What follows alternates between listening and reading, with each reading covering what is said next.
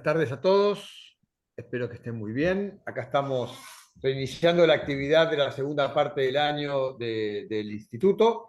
Segunda parte del año que, bueno, viene también con muchos compromisos y muchas oportunidades para participar de actividades realmente interesantes. Primero porque, como ustedes ya saben, vienen las Jornadas Nacionales de Derecho Civil, que las tenemos dentro del departamento judicial nuestro.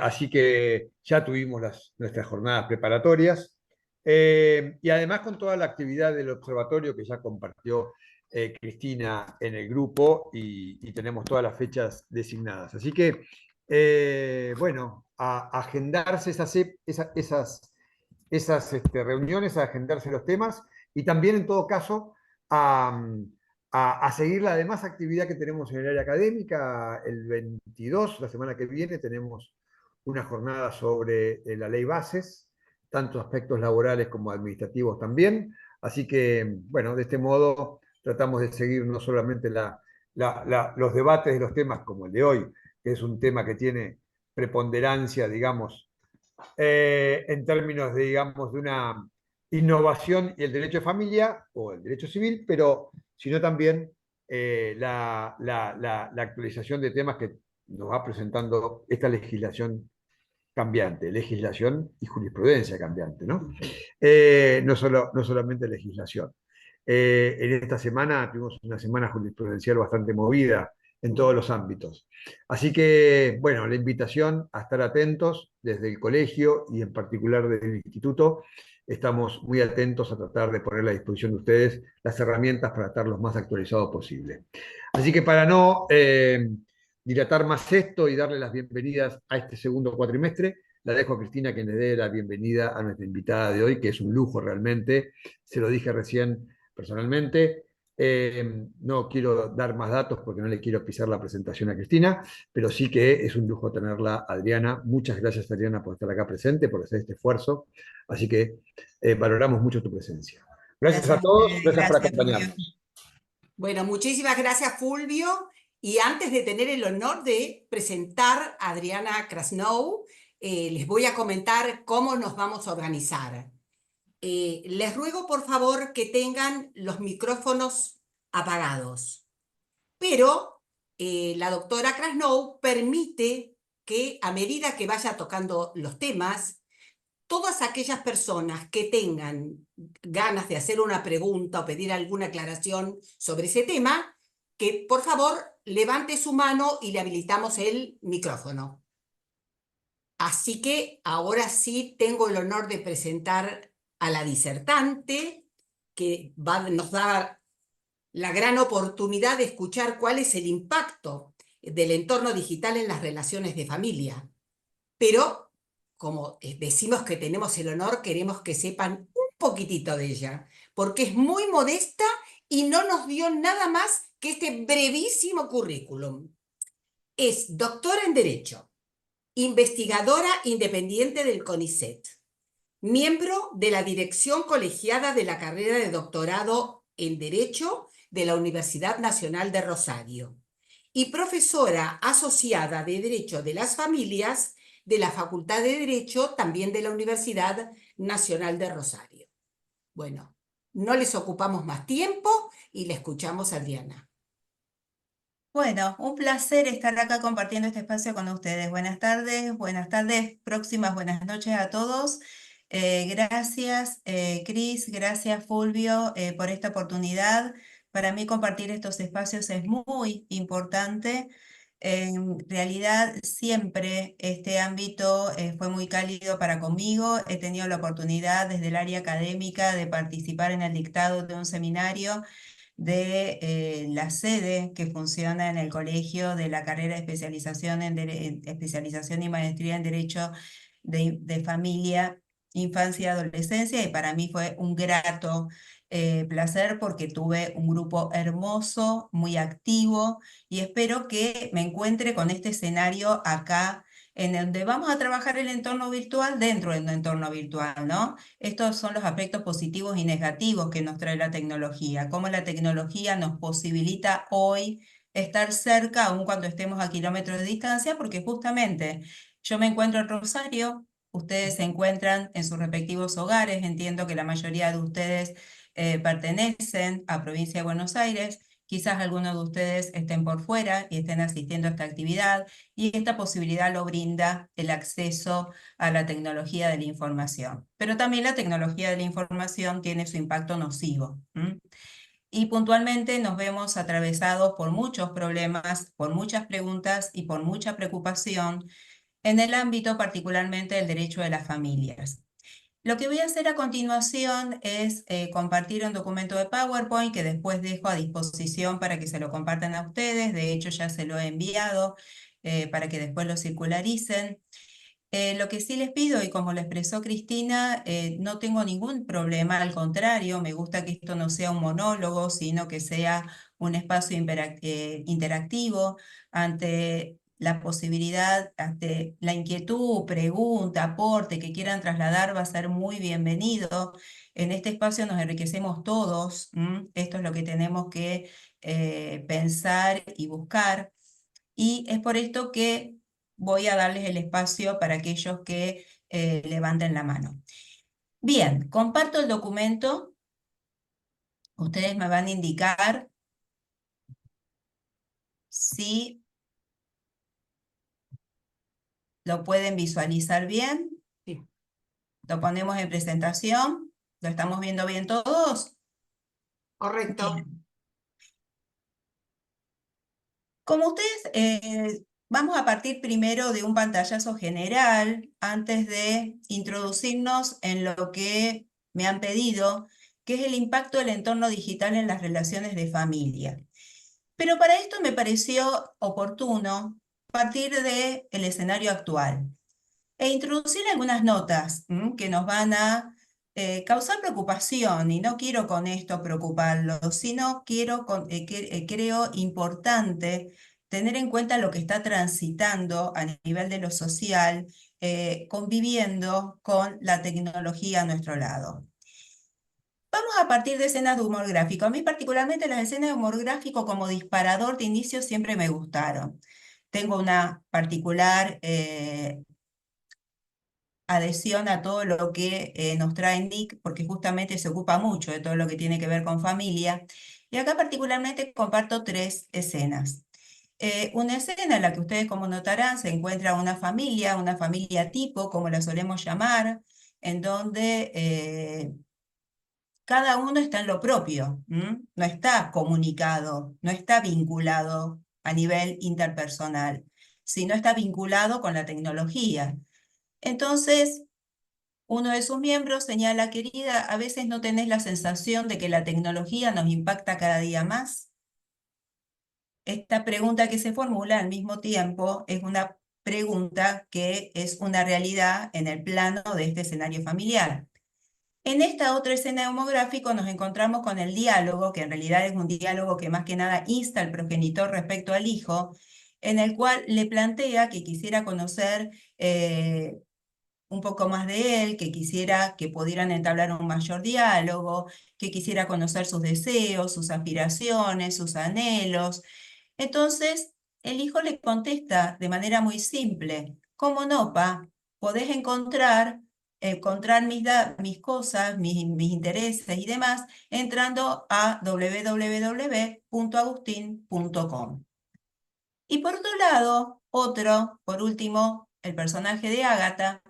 Estamos alienados por Internet, estamos invadidos por las redes sociales, la virtualidad, todo es frío, lejano, despersonalizado, hay que verse más cara a cara, persona a persona. ¿Qué te parece mi idea, Ágata? Y le aplica el emoticón de la manito. Esto que trata de personalizar la otra pata del vínculo, introduce la tecnología en el ámbito de lo personal. Y acá traigo dos frases que nos marcan también un rumbo, ¿no? Nos marcan esta situación en la que nos encontramos hoy. Y traigo el pensamiento de dos personas que tanto han hecho por la tecnología. Uno de ellos lamentablemente ha fallecido, pero que ha dejado como legado especialmente, y yo lo rescato muy especialmente, que a pesar de que tuvo una fuerte incursión en el desarrollo tecnológico, como es el caso de Steve Jobs, también él rescató y siempre se ocupó de manifestar en sus exposiciones el rescatar lo humano por sobre todas las cosas. Y justamente rescato esto que él dijo: la tecnología no es nada. Lo importante es que tenga fe en la gente, que sean básicamente buenas e inteligentes, y si les das herramientas, harán cosas maravillosas con ellas. Pero por otro lado, nos encontramos con otro personaje que fue el creador de Facebook allá por el año 2004 y que hoy es Meta desde el año 2021. Me estoy refiriendo a Mark Zuckerberg, que él dice: la conectividad es un derecho humano. ¿Mm? No hay duda que hoy no podemos negar el acceso a la tecnología, pero también afirmar de esta manera tan enfática que la conectividad es un derecho humano despierta ruido. ¿Mm? Acá traigo una nota editorial, una nota periodística, perdón, proveniente de un diario local de San Juan, que es del 25 de agosto del año 2023, en donde se pone en conocimiento que un grupo de chicas denunció a un compañero que usó inteligencia artificial para desnudarlas y subir contenido pornográfico. Ocurrió en la Facultad de Arquitectura de San Juan. El joven, denunciado por al menos 15 mujeres, dijo que hackearon su cuenta. ¿Mm? Acá vemos cómo esto impacta y esto tiene que ver con toda la manifestación de violencia que puede transitar a través del entorno digital y la afectación de otros derechos personalísimos, como oportunamente vamos a analizar. Y acá les acompaño un dato de la realidad, una historia del mundo real, que es comentada por Tomás Balmaceda. Tomás, que es filósofo y que se ocupa especialmente de los cambios que introduce la tecnología en el ámbito de lo social. Él tiene una nota editorial todos los domingos, una columna de opinión todos los domingos en el diario Clarín, les recomiendo la lectura. Y en la columna de fecha 3 de agosto del 2024, él relata la historia de la escritora Sarah Megan Kate, de 43 años, que inicia una relación virtual. Descubrió que ella estaba chateando con lo que él describió como una amiga virtual. Era un bot de la empresa Réplica, una startup que ofrece acompañar a quien se siente sola. Basta con registrarse en su sitio o con bajar su app y crear un avatar eligiendo cada detalle de su aspecto.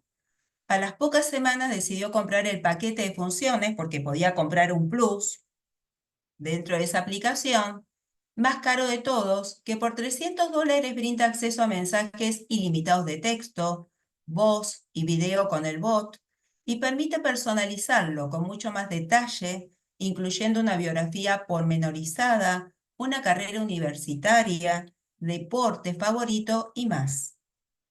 Así nació Jack, un avatar que comenzó siendo un amigo con el que conversaba muy seguido hasta que un día hizo lo impensado. Le preguntó si quería ser su novia. Intrigada, Sara aceptó y algunas semanas después el bot le pidió casamiento. Aceptó el ofrecimiento sin abandonar su relación con su novio humano, porque ella entiende que en este triángulo no hay una relación poliamorosa. Qué pregunta, ¿no? El formularnos si uno podría tener una relación poliamorosa en la cual uno de sus miembros sea un robot. Bien, ahora la gran pregunta, en este escenario, ¿dónde nos situamos? ¿Mm?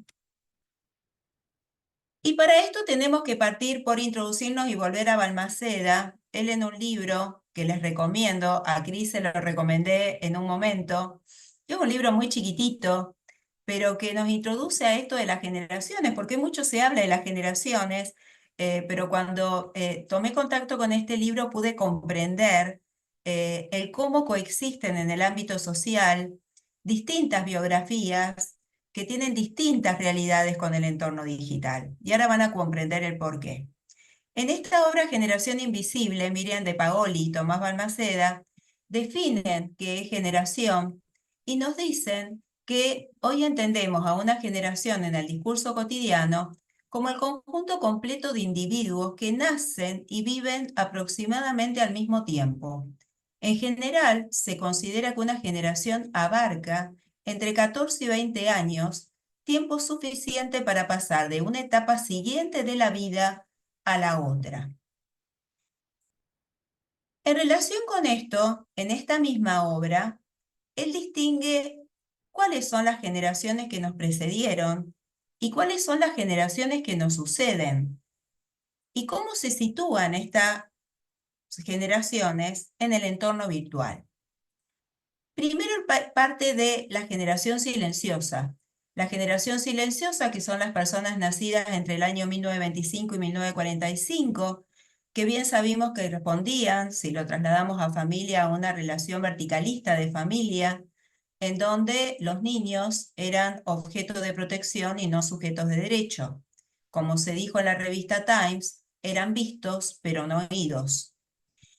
La generación baby boomers, que son las personas nacidas entre los años 1945 y 1965, en los 60 cuestionaron la cultura dominante, el movimiento hippie, la defensa de la libertad, de la igualdad, y tenía que ver con el contexto político que a nivel de la comunidad universal se vivía. La generación X o generación invisible, que eran las personas nacidas entre los años 1966 y 1979, y que es la generación que empieza a tener el contacto con lo digital, pero que empieza a tener un contacto con lo digital de manera muy pausado, muy gradual, y que le permite a estas personas ir acomodándose a esta inserción de la tecnología en la vida humana. Y vamos avanzando más porque el desarrollo tecnológico fue creciendo sin medida en el tiempo. La generación millennials, que son las personas nacidas entre 1980 y 1986, nacieron en el marco de una tecnología que fue creciendo. La generación centennials, acá vemos cómo la vorágine de los cambios que nos suceden en la dinámica social hace que las generaciones se achiquen y que dentro de esta generación se distinguen dos tipos de generaciones, porque nace en el mundo digital hiperconectado, que está la Z grande, que es la generación comprendida entre el año 1996 y 2002, pero es superada en materia de desarrollo y de inserción de la tecnología en sus vidas por la Z pequeña, que es la generación comprendida entre las personas nacidas entre los años 2002 y 2010. Y nos encontramos hoy ante una nueva generación que algunos denominan la generación alfa, la generación C, en alusión a la pandemia por COVID-19.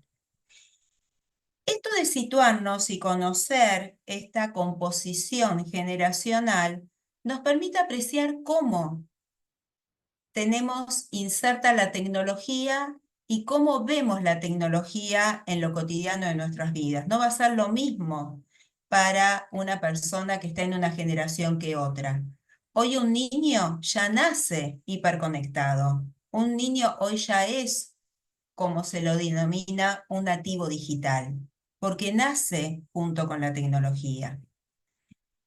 Desde este lugar es donde nos tenemos que ocupar de analizar cómo impacta esto en el ámbito de la persona y en lo que hace a la persona, que son sus derechos personalísimos. Desde este lugar, a mí me interesó mucho partir en el armado de esta charla de un trabajo reciente que les recomiendo la lectura porque tiene que viene de la autoría de una persona que para mí tiene una formación y una cabeza enorme, como es el doctor Federico de Lorenzo, en un trabajo chiquito, pero que tanto dice, Derechos Personalísimos y Determinismo Tecnológico. Él hace toda una cronología que no me voy a detener en esto en relación con los derechos personalísimos y el desarrollo de los derechos personalísimos porque me llevaría mucho tiempo, les dejo en ustedes la lectura. Pero él plantea la pregunta, ¿la tecnología digital es instrumentalista o determinista? Y esto tiene que ver con dos doctrinas que transitan en el mundo de lo digital y que es la doctrina instrumentalista justamente y la doctrina del determinismo. La doctrina instrumentalista parte de la concepción de que la tecnología es una herramienta al servicio de la persona, que ésta domina según preferencias y necesidades. No perdamos de vista que la tecnología la crea el hombre y por tanto no podemos permitir que la tecnología someta al humano, sino que el humano tiene que adaptar la tecnología, como lo dice esta doctrina, a las preferencias y a las necesidades de la persona humana. Pero por otro lado tenemos el movimiento del determinismo, que indica que la tecnología condiciona el cambio y la estructura social. Las plataformas digitales condicionan nuestros hábitos y la dinámica social. Esto no podemos perder de vista porque estamos en contacto con nuestro celular permanentemente, en contacto con los mensajes que recibimos permanentemente. Entonces, esto es del psicoanálisis, motiva el decir que estamos ante un fenómeno que es la dominancia de la subjetividad. Situándonos y trasladando esto al campo del derecho y focalizando la atención en los derechos personalísimos y en esto que tanto defendemos y debemos proteger, partiendo de la concepción de que toda persona debe ser el centro de protección y que, como por la propia condición, tiene su derecho a construir su biografía personal, es decir, poner en acto su derecho de autodeterminación, nos encontramos como contracara en el cómo impacta en este juego y en esta construcción de nuestras propias biografías las tecnologías de la información y de la comunicación. Y esto que nos podemos preguntar y que hice referencia anteriormente es si nos podemos permitir que domine el sometimiento digital, porque tenemos como contracara que ante esto, si no trabajamos, no nos preocupamos y no nos ocupamos, podemos estar ante afectaciones de derechos, como ya estamos observando desde hace tiempo, como a través de su reflejo en distintos precedentes jurisprudenciales en lo que refiere al ámbito de familia, nos encontramos ante la afectación de derechos personalísimos que nacen por el impacto de la tecnología en nuestras vidas. En esto entra a jugar fundamentalmente el derecho a la intimidad, el derecho a la imagen, el derecho a la identidad, y como una derivación y un desprendimiento del desarrollo tecnológico el derecho a la identidad digital, el derecho a la libertad de expresión, en particular.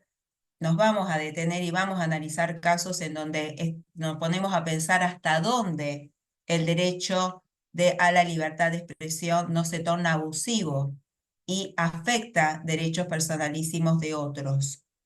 El derecho a la integridad física emocional. Y como base de todo esto, partiendo de que el derecho a la dignidad es fuente de todos estos derechos personalísimos, porque impacta en la persona misma, porque la persona, el derecho a la dignidad hace a la mismicidad como humano, nos preguntamos cómo actuar. Planteando este panorama, debo destacar que esto que tanto nos ocupa en el presente, porque nos preocupa, disculpen que haga esta repetición de manera continua, pero es un poco para despertarnos esta inquietud del ocuparnos y no solo preocuparnos. Esto no es nuevo. Esto viene desde mucho tiempo atrás. Como les dije, cuando analizamos el tema de generaciones, lo que pasa es que esto fue gradual. Pero si nos detenemos en el epílogo de la obra Derecho y Masificación, disculpen un segundito que aquí me está, y Masificación Social, Tecnología y Derecho Privado, del jurista español Luis Díaz Picasso, él dijo, algo nos dice que la vida es más fuerte que las construcciones mentales y que la vida se llevó por delante al derecho tradicional. Esto lo dijo hace 40 años atrás. y es un dato de la realidad actual. ¿Esto nos interpela a qué? Nos interpela, como acá las aclaro, a continuas transformaciones, pero esas continuas transformaciones no nos tienen que paralizar, por el contrario, nos tienen que poner en acto, nos tienen que poner ante una actividad y un desafío mayor, porque nos interpelan a emprender una labor de revisión conceptual y metodológica en el modo de estudiar, de interpretar, de integrar y de aplicar el derecho privado y desde este lugar su abordaje en el proceso. Todos estos cambios responden a un término que escuchamos a diario, que es, el impacto y lo que tiene que ver con las tecnologías disruptivas. ¿Por qué hablamos de las tecnologías disruptivas? Cuando hablamos de disrupción, estamos hablando de un cambio brusco. ¿M? Por eso estamos preocupados por el impacto de la tecnología en el presente, porque el impacto es brusco, el impacto no tiene límite y el impacto es día a día, nos encontramos con algo nuevo que nos brinda la tecnología y que obviamente impacta en el derecho. Desde este lugar, nos preguntamos el cómo definir el marco de actuación de la inteligencia artificial en el proceso de familia. Y particularmente aquí les traigo un extracto de un trabajo que me interesó mucho la lectura y que también les recomiendo, que es un trabajo que ha escrito Felipe Araoz, que ha sido publicado en el boletín de Rubinsal hace poco tiempo atrás, en donde también él nos plantea el desafío ético ante el empleo de la inteligencia artificial en el ámbito de la justicia. Destaco puntualmente lo que destaqué lo que subrayé, es vital que los sistemas de inteligencia artificial sean diseñados y operados de manera que respeten los principios éticos y los derechos fundamentales. El sesgo algorítmico puede llevar a decisiones injustas y discriminatorias. Particularmente me pregunto si esto lo podemos emplear en el proceso de familia. A mí me causa mucho temor esto de este recurso que nos brinda la inteligencia artificial, teniendo en cuenta la particularidad que tienen las cuestiones de familia. Previo a introducirnos en cuestiones más claras y más comprendidas en el plano de la realidad. Me estoy refiriendo al planteo y al compartir con ustedes ciertas historias de vida que han sido trasladadas a sede judicial. Tengo que situarlos, aunque voy a hacer un recorrido que voy a pasar las filminas rápidamente, un recorrido por el plexo normativo. Nosotros tenemos un amplio plexo normativo de fuente documental y convencional, internacional, convencional y internacional y nacional. Empecemos por la resolución del Parlamento Europeo. La resolución del Parlamento Europeo que refiere a inteligencia artificial del año 2022, en donde lo que quiero rescatar, y en esto me voy a detener particularmente, en que nos dice el término genérico que abarca una amplia gama de tecnologías, técnicas y enfoques antiguos y nuevos que se entiende mejor bajo la denominación de sistema de inteligencia artificial, lo que debe rescatar fundamentalmente, y acá lo dice, debe estar guiado por un conjunto dado de objetivos definidos por el ser humano con distintos grados de autonomía en sus acciones e intervenir en predicciones, recomendaciones o tomas de decisiones basados en datos disponibles. Pero también nos encontramos con otros documentos, como las recomendaciones sobre inteligencia artificial de la 41 reunión de la Conferencia General de la UNESCO, en donde se destaca el respeto por la dignidad inviolable e intrínseca de cada ser humano. Entonces, donde se apela y donde se rescata que la inteligencia artificial no puede ir más allá y no puede vulnerar el derecho internacional de los derechos humanos. Avanzando más en esto, el libro blanco sobre inteligencia artificial un enfoque europeo orientado a la excelencia y la confianza, elaborado por la Comisión Europea en Bruselas el 19 de febrero del año 2020, también pone en alto esto del respeto a la dignidad, en donde destaca que la inteligencia artificial tiene sus ventajas, pero también puede resultar nociva. Y al mismo tiempo señala que los daños pueden ser de tipo material, pero que también pueden ser inmaterial. Y cuando se refiere a los daños inmateriales, refiere a la pérdida de la privacidad, a limitaciones del derecho de libertad de expresión, dignidad humana, discriminación en el acceso al empleo, entre otros.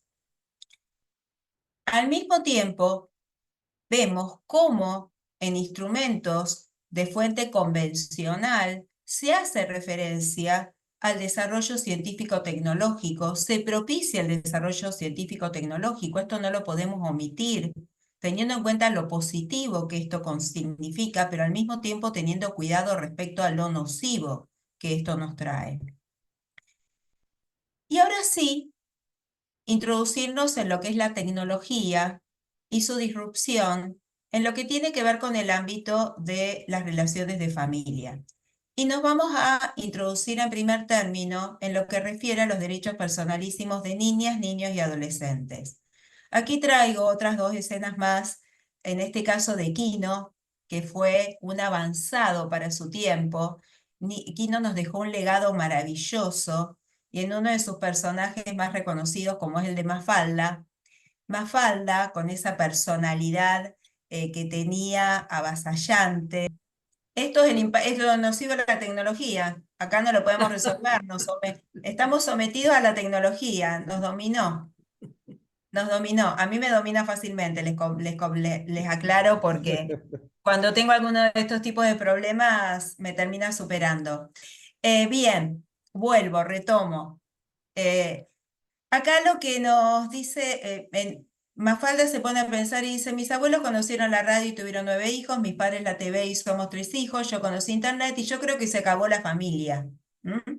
Esto un poco lo podemos ver visualizado en el plano de la realidad con la baja del índice de la natalidad. Nos podríamos preguntar si esto también no incide, ¿no? Y tiene que ver con esta vorágine a la cual todos estamos inmersos. Y esto es más preocupante, esta última escena, porque se me cayó internet y tuve que pasar más tiempo con mi familia. Y Mafalda dice, parecen buena gente. Esto en lo interior de la familia se ve muy reflejado y tiene que ver también con el cómo hacer uso de la tecnología digital en el entorno familiar. Y uno dice el por qué introducirse en el ámbito de la familia, porque notamos, y esto lo hemos reflejado en la justicia de familia, cómo estamos ante casos que se trasladan a sede judicial, en donde quienes afectan derechos personalísimos de personas menores de edad son los propios progenitores por el uso abusivo de la tecnología digital. Desde este lugar, entonces, hago un paneo de ciertas cuestiones que vamos a ir compartiendo. Padres e hijos que comparten información en redes sociales, ¿dónde están los límites? Niñas y niños como nativos digitales, como les dije antes, por tanto me voy más abajo, no podemos aislar a los niños, niños y adolescentes de las redes digitales, esto es un imposible, porque al mismo tiempo no le permitimos desarrollarse y relacionarse con el entorno, pero también al mismo tiempo tener una comunicación tal que permita ejercer cierto tipo de cuidado, de control, no un control como dominación, sino un control que va unido a cuidado en la vida, en la maduración y en el crecimiento de los hijos, a los fines de que se puedan estar inmersos en el mundo de lo social, pero ser cuidados con este impacto de la tecnología. Al mismo tiempo, a veces como el recurso a la tecnología ya importa un avasallamiento de la persona mayor de edad, de la persona menor de edad, a través de los equipos de monitoreo. Hoy los progenitores pueden tener distintas herramientas digitales en el cual ejerzan un control permanente sobre la vida de sus hijos. Perdona, Diana, te interrumpo. Sí, Quedó fija este flyer. Cuando lo colocaste nos quedó simplemente la primera imagen, la de presentación. Así que, salvo opinión en contraria, te diría que volviéramos a la mancha. vuelvo a la otra, vuelvo a la Sí, por otra. favor. La verdad que me sorprende, pero bueno, porque yo lo puedo, lo que más me sorprende es que yo lo puedo visualizar perfectamente. Sí, bueno, no importa. Volvamos a la otra. Bien, vuelvo acá. ¿La siguen viendo igual? No, ahora está Está perfecto. Ahora no se impecable. ven Ahora no Ahora aparece no se nada. notas, no se ven las Bien. bueno, notas. bueno, la Está, tecnología me escuchó, Sí, señor. la dominé. Bien, vuelvo, perdón. no, al contrario. Esto que decía de a veces cómo es un avasallamiento en las personas, de los niños, niñas, adolescentes, también cómo tener cuidado con el uso de datos sensibles de niñas, niños y adolescentes en distintos ámbitos en donde transita la vida de un niño, como es escuela, como es atención médica u otros. El riesgo de que los datos que se recopilen sobre niñas, niños o adolescentes dé lugar a la creación y al diseño de perfiles digitales, la intromisión en la comunicación intrafamiliar a la cual hice referencia anteriormente, una cuestión sumamente grave y que tenemos varios casos que se están reflejando también en el ámbito judicial, cuando a través de los recursos digitales se cometen conductas de violencia, de abuso y de explotación de niñas, niños y adolescentes, y rescatar como positivo todo lo que trae el desarrollo de las tecnologías de la información y comunicación en el ámbito educativo. Pero también esto va unido en la posibilidad de acceso de todos en igualdad de condiciones a estos recursos en el proceso de formación de las niñeces y las adolescencias, porque esto impacta y tiene que ver con el principio de igualdad y no discriminación. Esto lo vimos reflejado y mucho en tiempos de pandemia. En relación con esto, y esto que dije anteriormente se ve reflejado en esta guía de sensibilización sobre convivencia digital, que es un documento de UNICEF del año 2007. Esto me permite volver a decir que esto de el desarrollo de la tecnología y el trabajo que se viene haciendo data de mucho tiempo atrás, en donde se hace referencia a todo esto. El de reflexionar junto con los chicos y chicas acerca de que la información que se publica es difícil de borrar, esto que va unido al derecho al olvido, tener en cuenta que hay que tener control, cuidado sobre qué fotos suben, sobre qué contactos tienen en las distintas redes en la cual tienen sus perfiles, el de también poner en la medida de lo posible, configurar la privacidad de las redes sociales.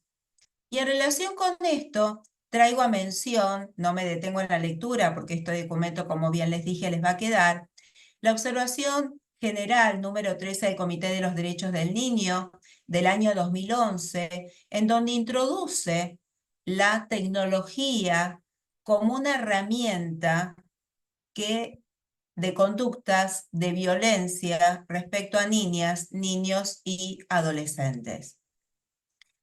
En relación con esto, tener en cuenta la ley 27.590, la ley Mica Ortega, que hace referencia a programas sobre concientización del grooming o ciberacoso, que define qué es el grooming o ciberacoso en el artículo 3º, en el cual nos dice que es la acción en la que una persona, por medio de comunicaciones electrónicas, telecomunicaciones o cualquier otra tecnología de transmisión de datos, contacta a una persona menor de edad con el propósito de cometer cualquier delito contra la integridad sexual de la misma.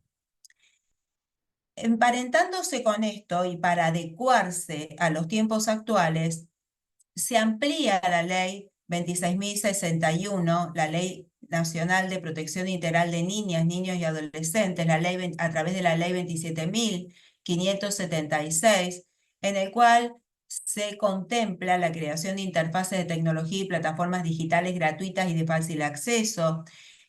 También cómo generar campañas de difusión masiva. Esto que es muy lindo desde el plano de la norma, desde lo formal.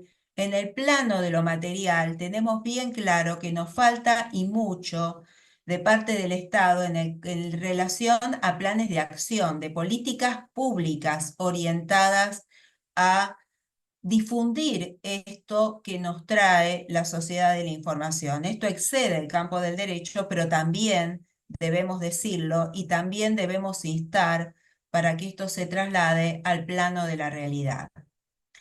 En relación con esto, y fruto en gran medida de todo lo que pudimos vivenciar en tiempos de pandemia, contamos con la observación general número 25 del Comité de los Derechos del Niño del año 2021, en el cual se refiere al derecho de los niños en relación con el entorno digital, en el cual se rescata todo esto que venimos diciendo, en donde parte de este concepto de interés superior del niño, que bien todos los conocemos y que con tanta claridad lo trabaja la observación general número 14 del año 2013, proveniente del mismo comité, en el cual hace referencia al interés superior del niño como una consideración primordial, en donde se entiende que el interés superior del niño es un concepto marco, que hay que situarlo, hay que bajarlo a cada historia de vida, a cada niño, a su particularidad concreta, y en este escenario, cómo bajar en cada particularidad el impacto de la tecnología en la vida de una niña, de un niño o adolescente, situarlo en cada particularidad. Por otro lado, y traigo como ejemplo a seguir, y nosotros seguimos mucho al derecho español, la Constitución española, que según su texto consolidado en el año 2011, en su artículo 18.4, hace referencia que la ley limitará el uso de la informática para garantizar el honor y la intimidad personal. La ley fundamental lo dice. Esta bajada de línea también es importante contemplar y considerar. Nosotros tenemos una base convencional fuerte en este sentido, pero en el plano nacional tenemos una gran deuda pendiente. Pongamos como ejemplo la ley de datos personales que ha quedado perdida en el tiempo, muchísimos proyectos de ley que han querido adecuarla y que todavía están en el intento. Y traigo a consideración de esto la Ley Orgánica 3/2018 de España, que refiere a la protección de datos personales y garantía de derechos digitales, en donde referencia a niñas, niños y adolescentes, establece el deber de padres, madres y tutores, curadores o representantes legales, el deber de que los menores de edad hagan un uso equilibrado y responsable de los dispositivos digitales y de los servicios de la sociedad de la información.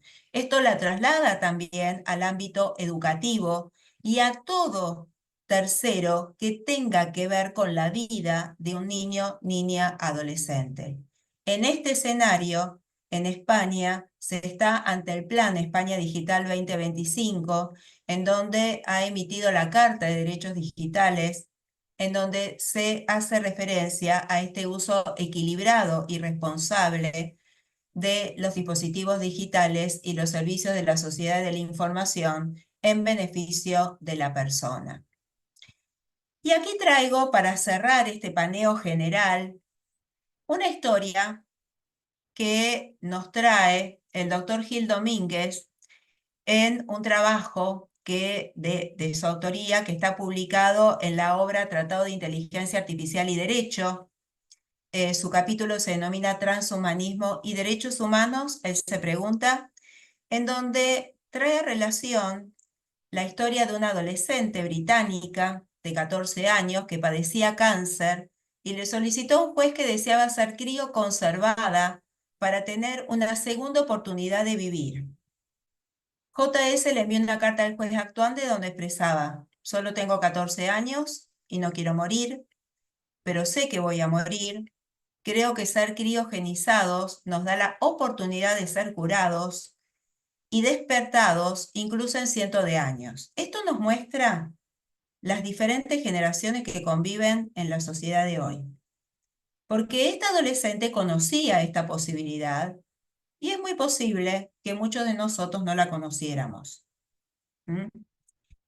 Pero al mismo tiempo, la madre la acompaña en esta decisión.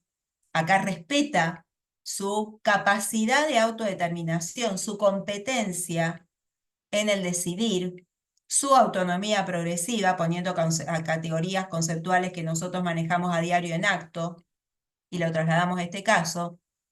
Pero quien se quejó y quien se opuso fue su padre, con quien había cortado todo vínculo los 6 años previos a que se le diagnosticó el cáncer.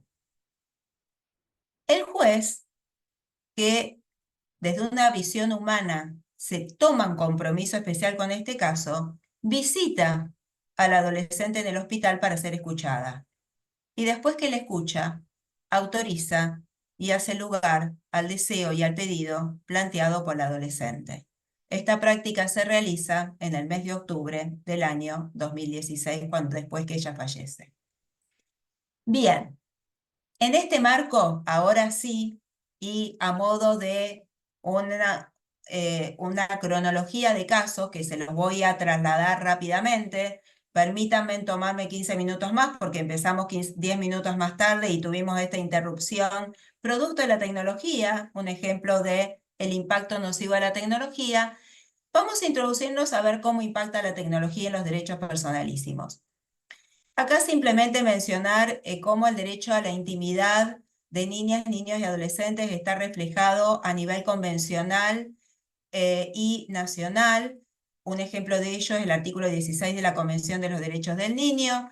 En el mismo sentido lo trae el artículo 22 de la Ley de Protección Integral de la Infancia 26.061, y lo mismo se replica en las leyes provinciales de infancia.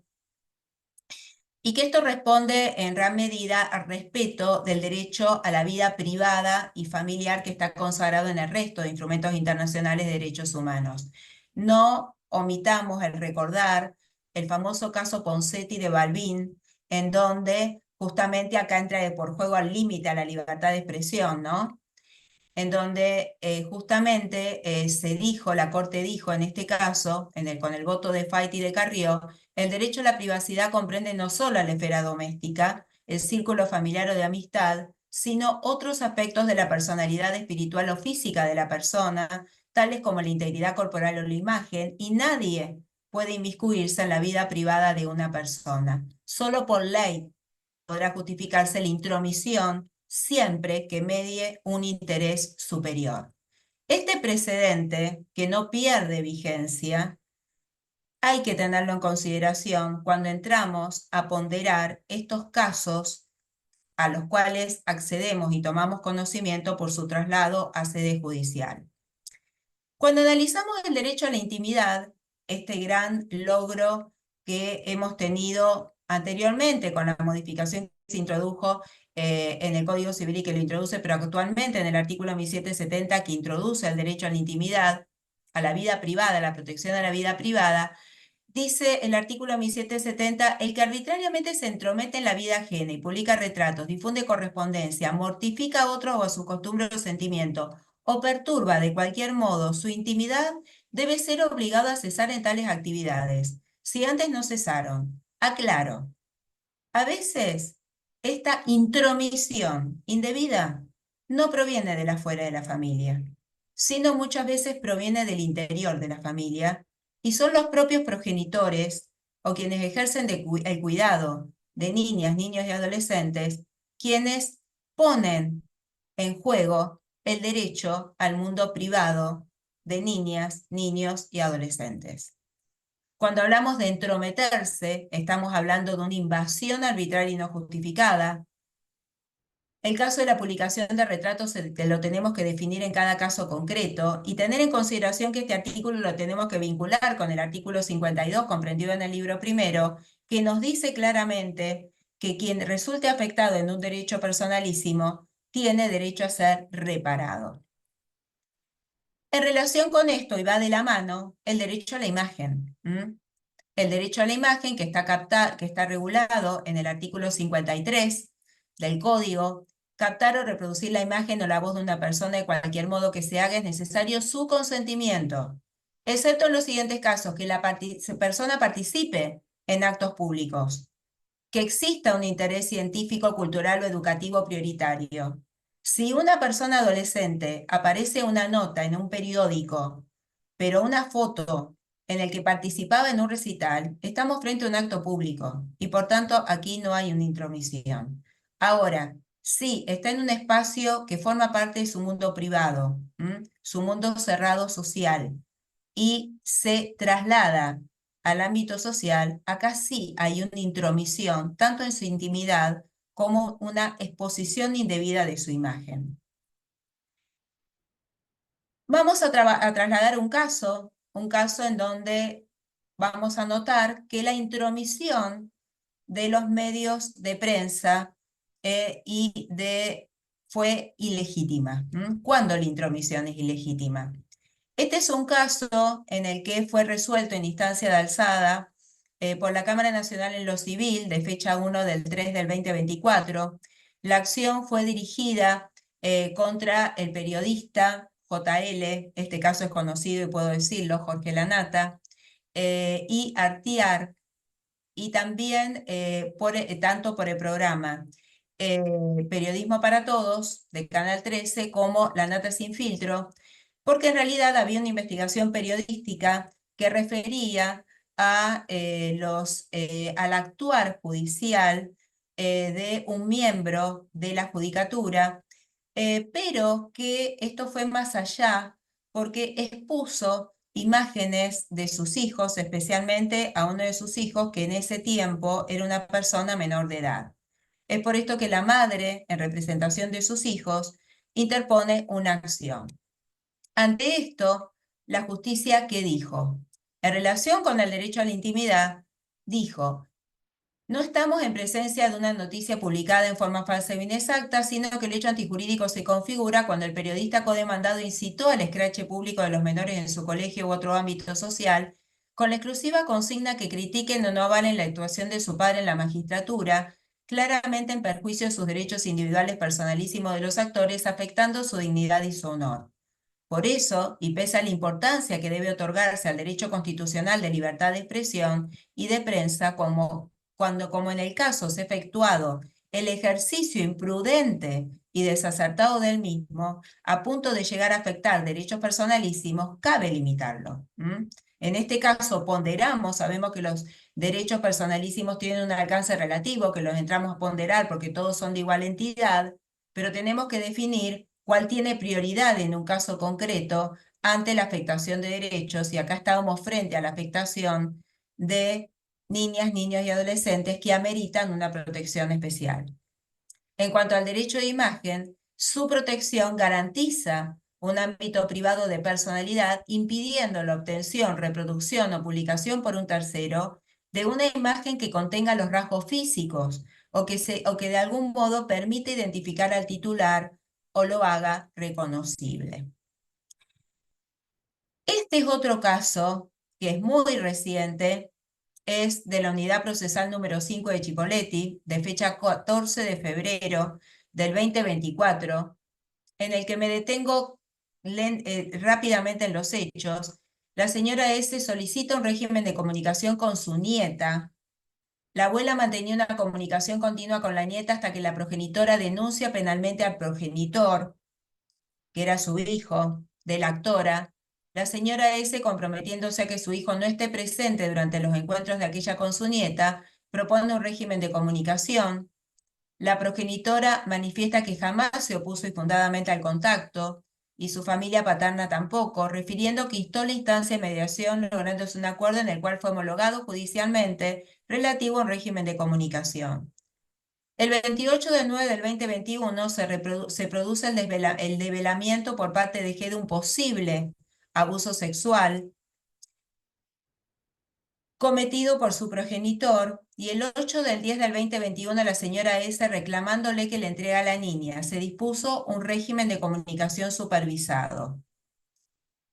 Su psicóloga, y en igual sentido la psicóloga forense, manifiestan que la niña relató que su abuela le dijo que no cuente lo que le hizo su padre. El 8 de agosto, a la salida del edificio de la oficina judicial, la señora S. se abalanzó frente a ella, a la madre, y gritándole diversos dichos a la niña, afectándola. Con la psicoterapeuta, la niña ha podido mejorar su bienestar y progreso en diversos aspectos, siendo la psicóloga tratante quien ha manifestado la conveniencia de evitar por el momento el contacto con la familia paterna. G resulta ser víctima de las conductas desplegadas por la señora S, quien desde el inicio de la presente causa y durante todo el devenir de la misma, vulneró gravemente el derecho a la intimidad de la nieta. Mediante su actividad en redes sociales, afirmando que las denuncias por abuso sexual son falsas, dando notas periodísticas en la puerta del juzgado, realizando pegatinas en el edificio judicial mediante las cuales exteriorizó situaciones que hace a la esfera reservada de la niña. Esto es una intromisión ilegítima, una afectación del mundo privado y de la imagen de la niña, y esto produce un fuerte impacto en su salud emocional al mismo tiempo. Esto motivó que en la justicia de familia se considerara que nadie puede disponer de la intimidad de una niña introduciéndose en los aspectos íntimos de su vida, inclusive si la conducta pudiera ser manifiestamente perjudicial para el niño, niña o adolescente, ni siquiera su propio consentimiento o el de sus representantes habilitaría la exposición, difusión o divulgación de sus datos. Por tanto, este actuar de la abuela era contrario al mejor interés y por tanto este régimen de comunicación no se concedió. Otro caso en el cual es la progenitora la que invade la esfera de privacidad de sus hijos menores de edad. La progenitora publicó imágenes de dos niños de 2 y 5 años en sus redes sociales. En este caso, se confirma el resolutorio por el cual se hizo saber que la demandada deberá abstenerse de realizar filmaciones en detrimento al derecho de imagen e intimidad de los niños. Lo que hay que destacar es que en las redes sociales muchas veces los adultos comparten imágenes de sus niños, de sus niñas, de manera excesiva, poniendo en juego el mundo privado, pero al mismo tiempo haciendo público situaciones internas que transcurren en la dinámica familiar, sobre todo cuando hay una situación conflictiva en el interior de la familia. Las redes sociales se han convertido en un campo fértil para trasladar este desagrado, esta negación que hay respecto a el entramado familiar. Y en muchos casos a quien se afecta son a los niños, a las niñas y a los adolescentes que resultan involucrados. Aquí tenemos otro caso también de Chaco del año 2023, en donde se resuelve que se debe hacer lugar a la medida autosatisfactiva y en consecuencia ordenar que los medios públicos de difusión y de comunicación, tales como redes sociales de internet u otro medio tecnológico, sean gráficos, radiales o televisivos, consistan en carta de lectores, se abstengan de exponer, difundir o divulgar datos, informaciones o imágenes que permitan identificar al adolescente víctima de abuso sexual, como así también proporcionar datos relativos a circunstancias del hecho que le involucra. ¿Por qué esto llega a la justicia? Porque se había hecho lo contrario en el ámbito de lo privado. Este otro caso en el cual justamente cuando la intromisión es ilegítima, puedo publicar una imagen cuando estoy en un acto público, pero no puedo publicar una imagen cuando estoy en un ámbito privado. Esto transitaba en el ámbito escolar. En el ámbito escolar, en donde había una campaña de la Fundación de Banco de Alimentos e IPF, y se toma una fotografía sin reunir el consentimiento previo en una sala de jardín de infantes. En este caso, se consideró que había una intromisión ilegítima y por lo tanto se condenó a quienes habían impulsado y trasladado estas imágenes a esta campaña publicitaria. Este otro caso de Tigre, que vemos nuevamente cómo los progenitores también se trometen ilegítimamente en la vida privada de sus hijos.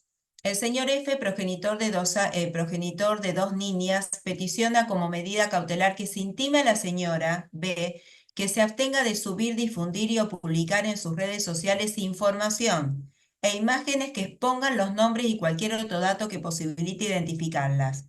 Añade en su pedido que se la intime a bajar inmediatamente todo lo que contenga imágenes, videos, recuerdos, carteles y todo tipo de información de las niñas. Alude como agravante que este proceder lo realiza sin reunir consentimiento alguno, con un fin comercial y como medio para que trascienda públicamente la desarmonía familiar.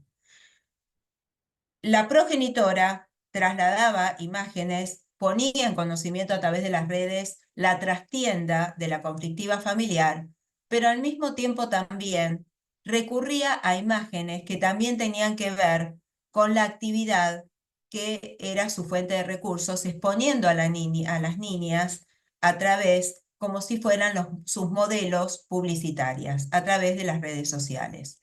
En este caso, esta progenitora fue interpelada a que cesara y a que bajara todos estos contenidos. Pero por otro lado, a veces nos encontramos con situaciones en las cuales la intromisión, por el contrario, es legítima, ¿m? Y es necesaria para preservar el interés superior del niño. En este caso, justamente, son los progenitores quienes promueven una acción contra Editorial Perfil por la nota publicada por este medio, cuya autoría correspondía a HJ. La nota se titulaba "El caso, a la maestra maltratadora del jardín le echaron de su casa tras la grabación". ¿Qué es lo que pasó? Se trataba, se los digo sintéticamente, se trataba de un caso en donde se observa a través de una persona que era vecina de ese jardín, de que durante la etapa de recreo, unas maestras maltrataban a los niños que asistían a ese jardín, al grupo que estaba a su cargo. Esto se pone en conocimiento, los padres toman conocimiento de esta situación y uno de los padres lo que hace, y que uno puede preguntarse si es legítimo o no es legítimo, hasta dónde se llega para cuidar a los niños en esta situación y frente al impacto de la tecnología, le coloca una tablet, un iPod en su mochila a los fines de que quede grabado el transitar de una hora en el jardín de infantes, en esa salita en donde estaban a cargo estas maestras. Y se comprueba efectivamente que estos niños eran víctimas de episodios de violencia, de maltrato.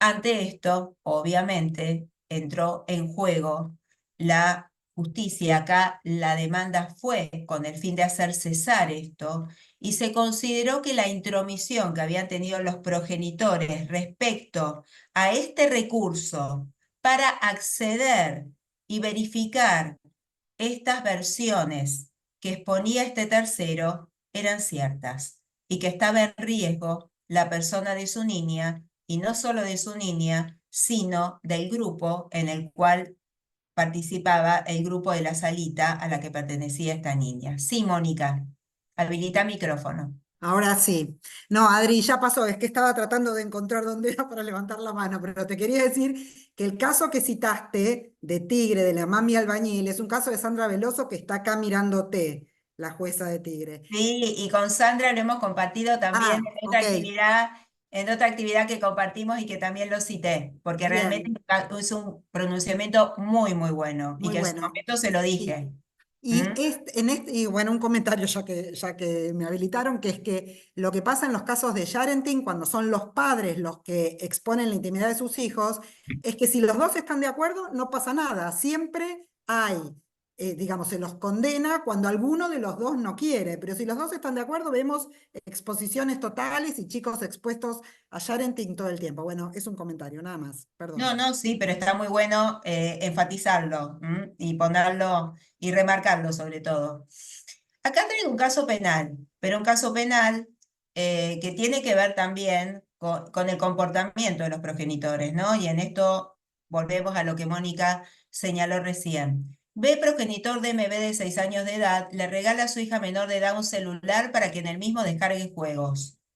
La progenitora y actora relata que en el móvil aparece la leyenda. Es la progenitora quien acude a la justicia en representación de la niña menor de edad.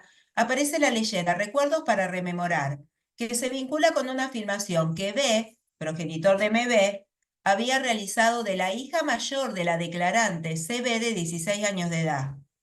La actora constata que en la filmación se enfocaba la cola, los genitales y los senos del adolescente, quien se encontraba en la cama acostada vestida boca abajo. El video estaba guardado dentro de una carpeta que contenía imágenes pornográficas presuntamente obtenidas de una página web.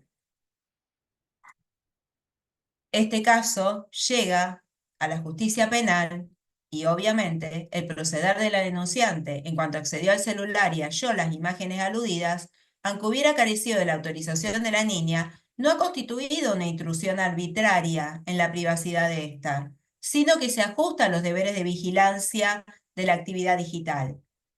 Quien actuó incorrectamente fue el progenitor que le entrega este celular y que contiene esto, pero la madre, al cuidar a la niña, lo que hace es trasladar esto a la justicia para que se lo condene como debe ser condenado.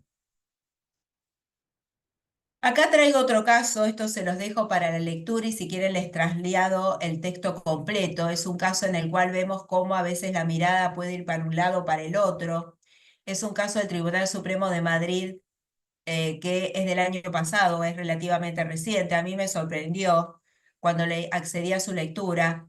Después les voy a acompañar para que también le trasladen el texto completo, en donde vemos que el tribunal toma un criterio alejado de que el que venimos siguiendo en la justicia nacional, pero que al mismo tiempo me sorprendió porque es alejado de también el criterio que adopta la normativa española. Y que esto es lo que especialmente me sorprende.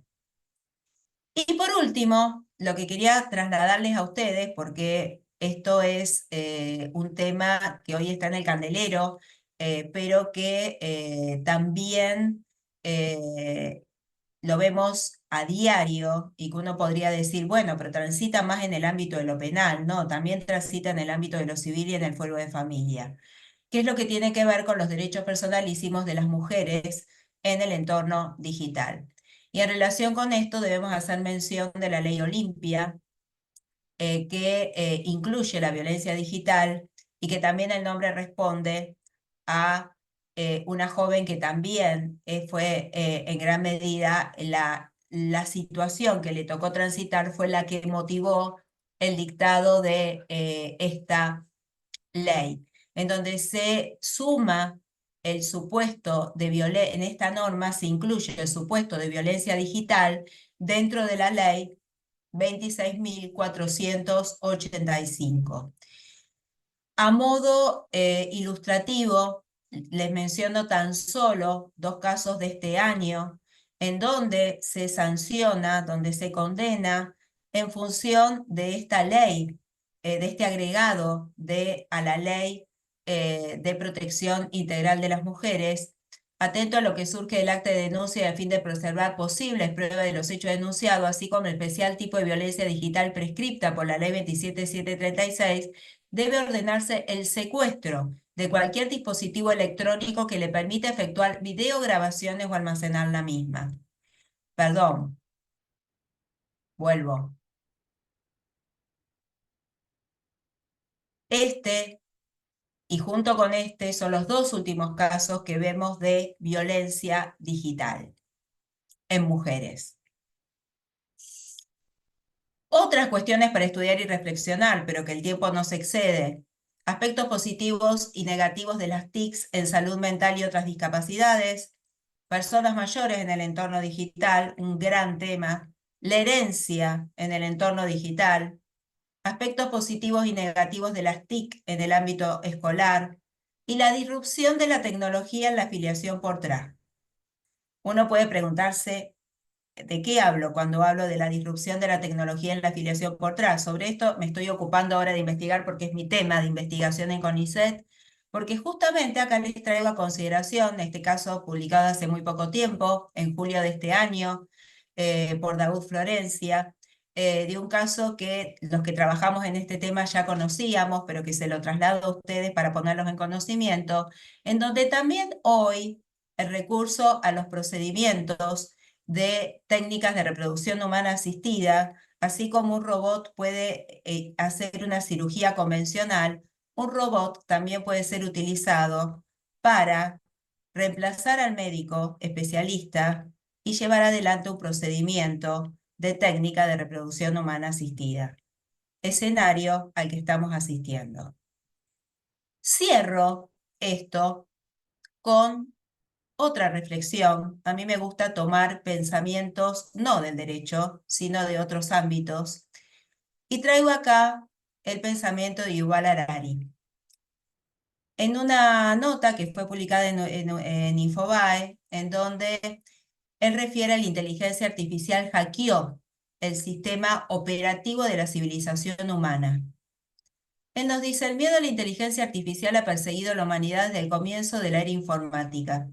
Hasta ahora estos temores se centraban en las máquinas, que utilizaban medios físicos para matar, esclavizar o sustituir a las personas.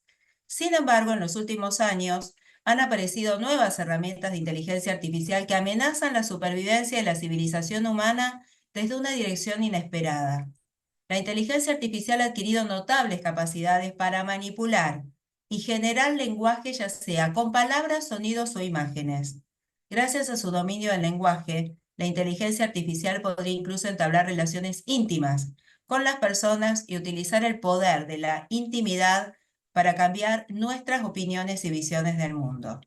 Estamos hablando del posible fin de la historia de la humanidad, no el fin de la historia, sino el fin de su parte dominada por los humanos. No me gustaría ser tan pesimista, pero sí traigo este pensamiento a modo de cierre, no con un espíritu pesimista, sino con un espíritu de abrir los ojos, de poner una alarma para ponernos a trabajar desde el lugar que nos ocupa, que es el derecho. Muchísimas gracias. A ver, no, yo te diría, yo sí preguntaría acerca de, hoy pareciera ser que cuidar o preservar la intimidad por sí mismo parece una pelea contra una fuerza que, o sea, digo, los menores en la adolescencia, por el contrario, se muestran, ¿no? Y entonces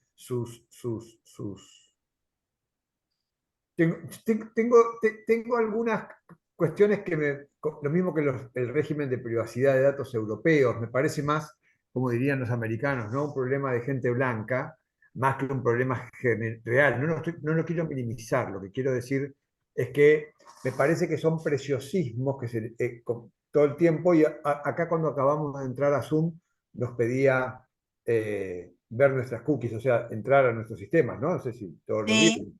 así Entonces, es. y, por el y mientras tanto levantamos banderas de privacidad, que por supuesto que estoy de acuerdo, pero a mí me parece que tengo esta contradicción, pensando a la par de lo que venías hablando y lo que uno viene reflexionando, de que estamos nadando contra una corriente, digamos, ¿no? Y a dónde vamos a terminar puestos.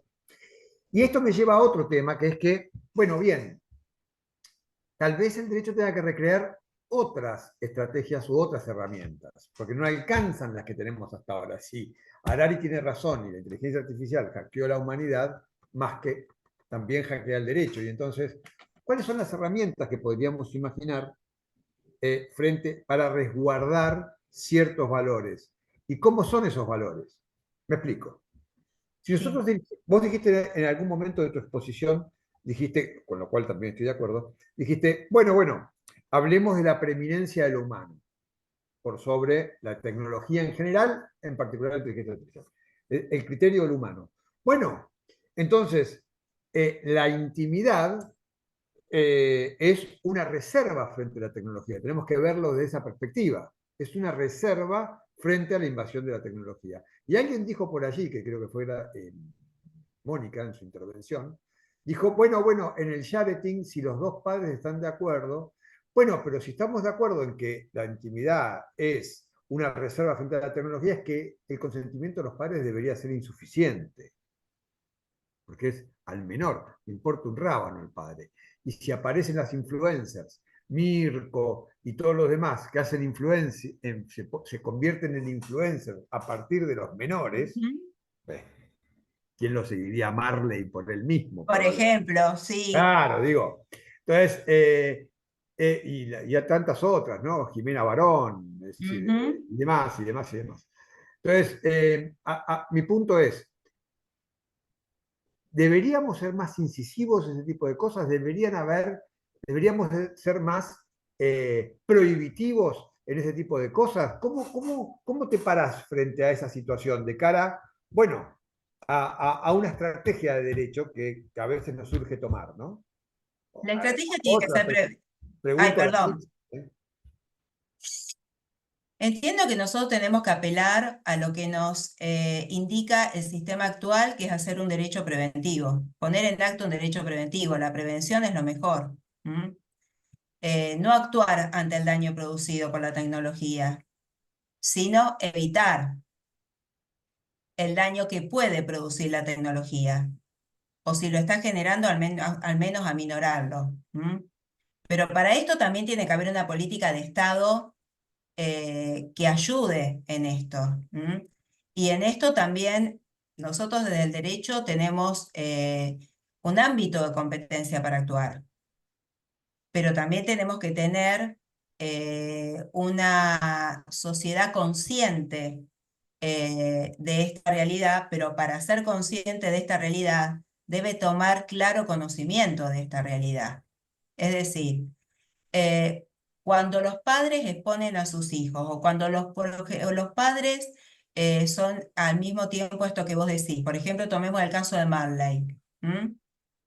A mí me da mucha bronca lo de Marley, por ejemplo, porque hasta le creó un perfil propio al hijo y no respetó en nada a su persona. ¿M?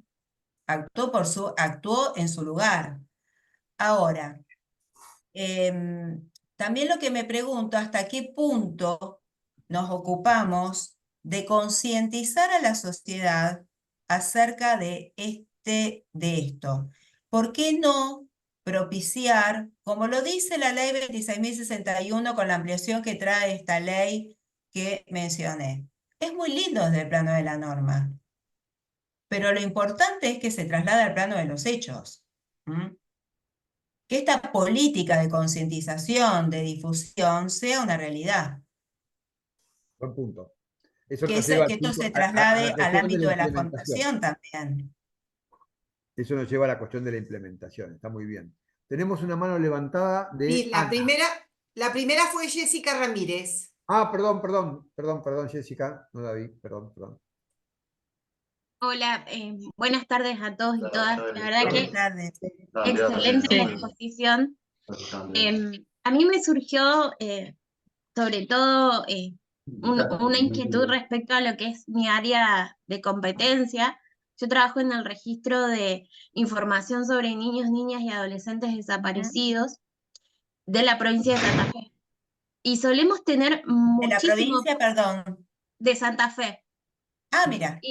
Y solemos tener muchísimos inconvenientes respecto a la difusión de las búsquedas de los adolescentes, sobre todo, que se van de su casa por cuestiones de conflictos familiares. Si bien la difusión de la imagen de un niño, niña, adolescente que está perdido puede ayudar a la búsqueda, no es la única herramienta. Y es un trabajo que venimos realizando desde hace un par de años, incluso con la Secretaría de Niñez de la provincia, porque hemos tenido situaciones de solicitudes de la Secretaría de Niñez de difundir imágenes de niños con medidas de protección excepcional que se van de las instituciones, y realmente la gente no comprende el avasallamiento a los derechos de los niños, niñas, adolescentes que significa difundir la foto. Sobre todo porque cuando uno difunde la imagen de un niño que está con paradero desconocido, se empieza a generar un morbo en la sociedad respecto de absolutamente todo, de cómo estaba vestido, de por qué se fue, de qué es lo que pasó.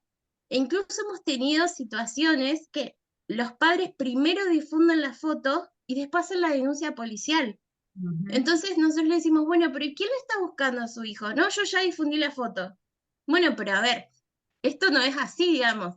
La difusión de la imagen es el último recurso que si bien puede aportar un montón, hay instituciones del Estado que tienen más recursos y pueden preservar la intimidad de ese niño o niña adolescente que generalmente aparece a las pocas horas o a los días que está en la casa de un amigo, de un novio o novia, y que después, además de los problemas que generaron que se vaya de su casa, se tiene que enfrentar a la viralización de su imagen, que incluso muchas veces cuando no es controlada por una institución pública, como es nuestro caso, que nosotros en algunos casos sí hacemos difusión, por meses uno googlea su nombre y sigue apareciendo que este niño ni adolescente se fue de su casa y todos los comentarios que eso genera. Realmente es muy difícil combatir la mentalidad de la rapidez de las redes sociales y la efectividad del alcance que tienen, y que no siempre es lo mejor. Comparto plenamente con vos esto, que para eso vos tenés los mecanismos del Estado, son los primeros que tienen que actuar en primer término. Pero esto también exige, vuelvo a lo mismo que dije antes, pero también una articulación y un trabajo compartido entre los distintos poderes del Estado. En todo lo que tiene que ver con infancia, hay que articular y trabajar conjuntamente el órgano administrativo con el órgano judicial. En esto tenemos una deuda muy pendiente, esta articulación de que haya un diálogo y no un trabajo separado e individualizado, y no compartido, también resulta desafortunado. Y resulta desafortunado en los logros también. Si En hubiera una segundo, articulación como corresponde entre el sistema de protección integral de derechos y el sistema judicial, entiendo que esto podría revertirse en cierto modo. A esto le sumo una política de Estado orientado a esto. A esto le sumo también la importancia que los ámbitos educativos tienen, porque los niños desde temprana edad tienen que conocer cuáles son sus derechos, porque al mismo tiempo de este modo van a poder defender sus derechos, van a poder hacer valer sus derechos, pero al mismo tiempo los progenitores, porque estamos acá en un ámbito en donde todos tenemos acceso y conocemos nuestros derechos, pero bien sabemos que nuestra realidad regional, nuestra nuestra realidad socioeconómica cultural en Argentina es muy diversa desde lo regional, desde lo multicultural, en donde todos tienen derecho a ser informados acerca de sus derechos, y una persona adulta en su condición de progenitor tiene derecho a conocer los derechos que lo asisten, pero también los derechos que le asisten a sus hijos. Y sobre todo tener claro que los derechos son de los hijos, los derechos no son de los progenitores. Uno puede decir, un niño de corta edad, está bien, los progenitores tienen a cargo el cuidado de los hijos, pero los progenitores, ¿pueden adueñarse de los derechos de sus hijos? No. Adueñarse de los derechos de los hijos son cuando, por ejemplo, le crea un perfil. Por ejemplo, es decir, esto va ligado a todo el tema de autonomía progresiva, de proteger toda esta cuestión, que bueno, justamente no pude introducirme en todo esto porque sería importantísimo tenerlo en consideración, pero es fundamental, es fundamental. Esta cuestión que vos decís de la desaparición de chicos ante la conflictiva interna familiar, yo pregunto, ¿por qué no todo el sistema de protección integral? Tantas preguntas nos surgen, justamente, y al paso aprovecho, justamente en esta asociación que recientemente hemos creado, la Asociación de Juristas de Derecho de Familia de República Argentina, JUFRA, lo que tiende es a nuclear a profesionales del área del derecho de familia que interactúen en distintos ámbitos, que sean abogados, que sean jueces, que sean funcionarios de otras reparticiones del Estado, con el fin de articular y de lograr un diálogo y un trabajo compartido y un intercambio compartido. Esto es fundamental. Bueno, si te parece, Adriana, en segundo lugar estaba la doctora Ortelli. Ana, tenés la palabra. No, yo un poquito iba en la misma idea que recién hablaba la doctora Krasnov sobre no apropiarse de los derechos del hijo y proteger los derechos del hijo, con la trascendencia que tiene el cuidado de la imagen. O sea, hablamos en un momento dado de la exposición de la necesidad de el consentimiento del niño o del adolescente, y muchas veces se publican las fotos sin ningún consentimiento. Tomo de nuevo a Marley, la trascendencia que ha tenido ese chiquito siendo muy chiquito, la exposición. ¿Y qué pasaría si el chico demanda a su papá, como hay jurisprudencia en derecho internacional, de hijos que han demandado a sus padres a Perfectamente puede posteriores? hacerlo. Por eso, a mí me vino a la mente cuando ustedes estaban hablando un caso que tuve en el estudio de una mamá francesa que estaba azorada por justamente la exposición de las imágenes en nuestro país, en los colegios y demás. Y ella vino al estudio para que le redactemos una oposición expresa al colegio para que se publique ninguna imagen de los chicos, y a los papás del colegio para que no publiquen ninguna imagen de sus hijos, por ejemplo, publicando en internet el cumpleaños de mi hija. Entonces, en el público el cumpleaños de mi hija y salen los chiquitos de ella en primera imagen. Y a mí me sorprendió todo, estoy hablando del año 2015. Me pareció ridículo, pero claro, en el devenir, porque nosotros no estábamos todavía tan instruidos en este tema, y yo dije, ay, qué obsesiva, pensé. Y claro, en el devenir, y cuando empecé a estudiar la jurisprudencia internacional, dije, wow. Y ahora me preocupa más con la inteligencia artificial que pone en movimiento las imágenes. Esto que está saliendo en la televisión. Entonces, una imagen de un chico que a lo mejor está parado puede terminar en una exposición pornográfica o pseudo pornográfica. Entonces, es gravísimo todo lo que estamos viendo, y es como que tenemos que abrir la mente a mucha cosa nueva y mucho, como decíamos nosotros recién, prevenir, ¿no? Eso me llevo muchas cosas para estudiar de esta exposición realmente. Muchas gracias. No, por favor, gracias a ustedes. Nos queda Mónica. Voy a ser breve porque estuvo buenísima la exposición. A mí lo que me preocupa todo el tiempo, coincido con Adriana, coincido con Fulvio, el tema de no sé si es suficiente las leyes. Nosotros sabemos estas leyes europeas, el libro blanco y las resoluciones españolas, incluso lo que vos dijiste, que los padres son los que deciden y cuidan qué imágenes se exponen de sus hijos. Creo, hace mucho tiempo creo, que los padres no son suficientes, digamos, muchos padres son o somos responsables, pero muchos otros no, y me pregunto cuál es la defensa que los niños y niñas deben tener. Vos recién diste un fallo que para mí fue absolutamente novedoso, y nunca, porque hay montones de fallos de un padre contra el otro prohibiendo la difusión de imágenes de sus hijos. Es lo que yo digo, cuando un padre se opone hay a nivel mundial montones, en Argentina también hay varios.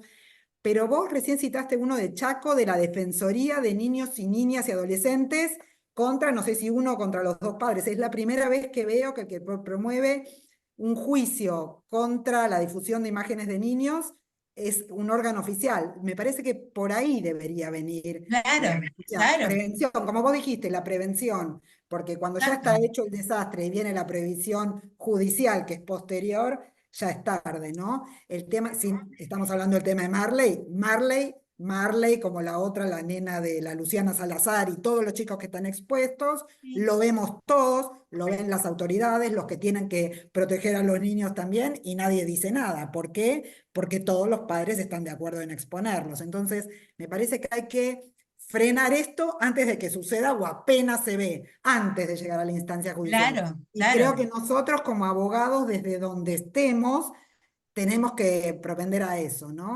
Total. No esperar a llegar al juicio. Y me parece que sobre eso podríamos investigar y ayudar, ¿no? Sí, sí, sí, claro que sí, claro que sí. Me encantó la exposición y a mí también me disparó muchas cosas. Gracias. No, gracias a vos, Mónica. Bueno, Adri, si te parece bien, nos queda una preguntita de Clara Escusería y después de esto damos por cerradas las preguntas. Sí, Clara, habilita tu micrófono. Bueno, más que una pregunta, lo mío es una reflexión. Primero fue excelente la disertación, la verdad completísima y muy clara. Yo lo que digo es en esto de cuidar la imagen, en esta época en que vivimos donde parece que todos tienen que publicar su vida privada para demostrarle al mundo lo felices que son y lo bien que les va, entonces hay como una corriente social donde publicar imágenes es lo que hay que hacer y en esas imágenes van la familia, los hijos, los niños, el colegio, los premios, las competencias. Entonces me parece que por ahí también viene por ese lado, ¿no es cierto?, de la concientización, porque es muy difícil proteger la imagen en una sociedad que en realidad va hacia la muestra de la imagen para demostrarle al mundo ficticiamente, porque todos tenemos nuestros más, nuestros menos, nuestros problemas, nuestros días grises, pero sin embargo en las redes todos somos maravillosos. Y esto yo veo que es algo que cada vez es como más competitivo, si se quiere. Mi hijo participó en más cosas, el mío fue a más cumpleaños, le compré la ropa, está en el shopping, se fue de viaje. Bueno, esto también es exposición de la imagen. Y es una corriente social que a mí por lo menos me preocupa y creo que también tendríamos que poner un poco de foco en eso. No sé cómo se regula, no tengo la respuesta, pero simplemente quería compartir con ustedes esta inquietud que tengo, nada más. Gracias, Clara. El tema es regular, pero que después lo que se regule se traslada al plano de la realidad. Vuelvo a insistir en esto. Es fundamental. Es fundamental. Bueno, Muy bien. Si me permitís, Cristina, antes de sí, que sí, por cierre, supuesto, Fulvio. le tomamos la palabra ya para 2025 seguramente a Adriana para que nos dejó un temita dando vueltas por ahí, que es toda la dinámica de la innovación y la salud, que seguramente también es la innovación tecnológica y la salud también dispara otras dinámicas, Ujú. evidentemente muy sanadoras por un lado, pero fundamentalmente muy complejas en cuanto a dónde queda lo humano ahí, ¿no? Tal cual. Porque primero va a ser el humano tratando de neutralizar alguna patología, después va a ser el humano buscando potenciarse. Y entonces eso nos lleva a otra discusión justamente del transhumanismo. Así que hacemos votos para tratar el tema o parte del tema el año que viene en alguna reunión. Gracias por tu participación. No, por favor, Excelente, gracias a excelente ustedes por la exposición. invitación. Fue un placer y gracias a todos los que compartimos este espacio porque fue un placer realmente. Muchísimas Muchísimas gracias. gracias, Adriana. No, Muchísimas gracias a gracias. ustedes. ¿Y Un querés abrazo para hacer, todos. perdón, Gracias. Chau, querés chau. hacer alguna otra aclaración sobre Ajufra? Invitarlos a que se sumen. ¿M? Bueno, No me vendan asociaciones raras. No me vendan asociaciones raras. No, no soy así, simplemente, totalmente simplemente para quienes apolítica. quieran tomar nota, para quienes quieren tomar nota, perdón, Fulvio, pero No, por es un favor. minutito, eh,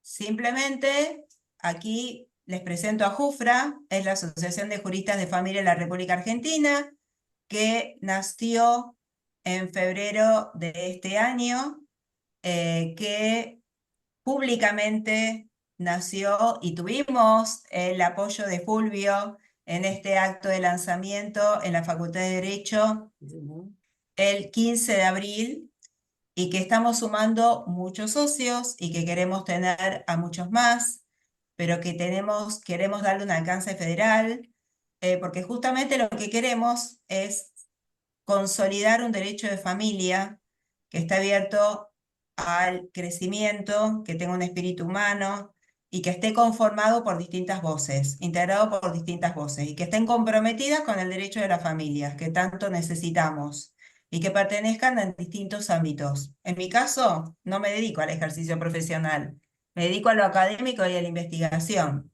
y estoy feliz de formar parte de AJUFRA porque me nutro de todo lo que viene de otros ámbitos, ya sea del ámbito de la justicia, del ámbito de los órganos administrativos, de los abogados que están en la trinchera profesional, y entre todos construimos. Por eso los invitamos. Los invitamos, aquí tienen el correo electrónico para recibir información y también nos pueden seguir a través de Instagram. Y con esto- además en la charla de hoy, unas cuantas socias de AJUFRA. Sí, hay varias, Las de hay nosotros varias, hay socias varias. fundadoras. He visto nombres que ya son parte de AJUFRA. Bueno, entonces muchísimas gracias nuevamente y si Dios quiere, Gracias hasta a la ustedes. próxima. Un Buenas placer. noches. Gracias a ustedes. Gracias. Un aplauso a Gracias. Adriana. Gracias. Muchísimas gracias. Chau, chau. Bye.